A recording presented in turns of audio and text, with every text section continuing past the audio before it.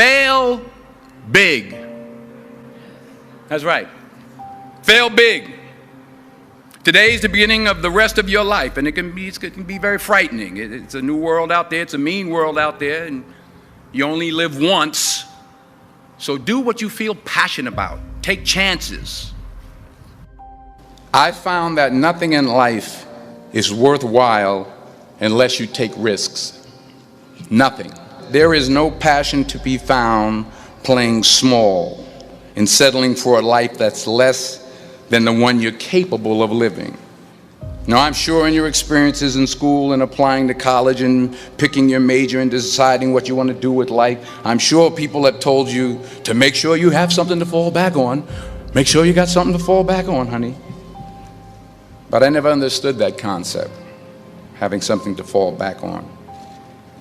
If I'm going to fall, I don't want to fall back on anything except my faith. I want to fall forward. I figure at least this way I'll see what I'm going to hit. Fall forward. The chances you take, the people you love, the faith that you have, that's what's going to define you. Thank you for mercy. Thank you for understanding. Thank you for wisdom. Thank you for parents. Thank you for love. Thank you for kindness. Thank you for humility. Thank you for peace. Thank you for prosperity. Say thank you in advance for what's already yours. Dreams without goals remain dreams, just dreams, and ultimately fuel disappointment.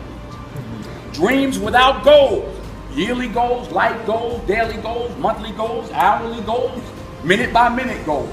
Dream without goals are just dreams, and they ultimately fuel disappointment. Goals on the road to achievement cannot be achieved without discipline and consistency. You understand? Between goals and achievement are discipline and consistency. So have dreams, but have goals. Life goals, yearly goals, monthly goals, daily goals. I try to give myself a goal every day. You will fail at some point in your life. Accept it. You will lose. You will embarrass yourself. You will suck at something. There's no doubt about it. Embrace it, because it's inevitable. It says, imagine you're on your deathbed, and standing around your deathbed are the ghosts representing your unfulfilled potential. The ghost of the ideas you never acted on. The ghost of the talents you didn't use. And they're standing around your bed, angry, disappointed, and upset. They say, we came to you because you could have brought us to life, they say. And now we have to go to the grave together. So I ask you today, how many ghosts are going to be around your bed when your time comes? Reggie Jackson struck out 2,600 times in his career, the most in the history of baseball. But you don't hear about the strikeouts. People remember the home runs. Fall forward. Thomas Edison conducted 1,000 failed experiments. Did you know that? I didn't know that. Because the 1,001st was the light bulb. Fall forward. So don't be afraid to go outside the box. Don't be afraid to think outside the box. Don't be afraid to fail big, to dream big. You've invested a lot in your education, and people have invested in you. And let me tell you, the world needs your talents. Man, does it ever. I just got back from South Africa. It's a beautiful country, but there are places there with terrible poverty that need help. And Africa is just the tip of the iceberg. The Middle East needs your help. Japan needs your help. Alabama needs your help. Tennessee needs your help. Louisiana needs your help. Philadelphia needs your help. The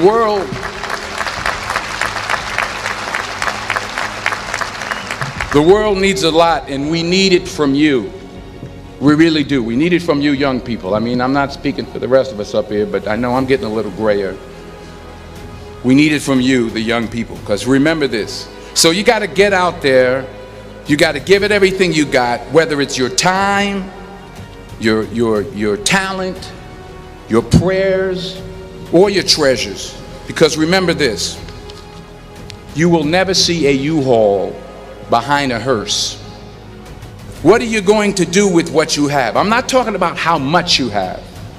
Some of you are business majors, some of you are theologians, nurses, sociologists, some of you have money, some of you have patience, some of you have kindness, some of you have love, some of you have the gift of long suffering. Whatever it is, whatever your gift is, what are you going to do with what you have?